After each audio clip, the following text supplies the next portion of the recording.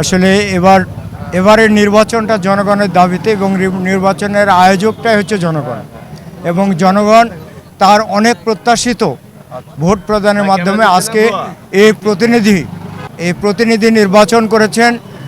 আমাদের প্রত্যাশা এই প্রতিনিধিরা আগামীর নতুন বাংলাদেশ বিনির্মাণের জন্য তারা ঐক্যবদ্ধভাবে কাজ করবে, এটাই তাদের কাছে আমাদের প্রত্যাশা, সাধারণ জনগণের প্রত্যাশা। আমি বাংলাদেশের সংসদীয় আসন 54 রাজশাহী 3 পবা মোহনপুরের আমাদের নেতা জননেতা অ্যাডভোকেট শফিকুল হক মিলন, তিনি বিপুল ভোটে ধানের শীষ প্রতীক নিয়ে নির্বাচিত হয়েছেন। আমি ওই এলাকার ওই থানার আমি একজন মেম্বার সেক্রেটারি এবং আমার এই প্রার্থীর আমি সমর্থনকারী হিসাবে আমরা কাজ করেছি। আজকের এই দিনে আমাদেরকে লাগছে নীল আকাশের নিচে মুক্ত বাতাসে স্বাধীনভাবে বাংলাদেশের মানুষ আজকে মুক্ত হয়েছে।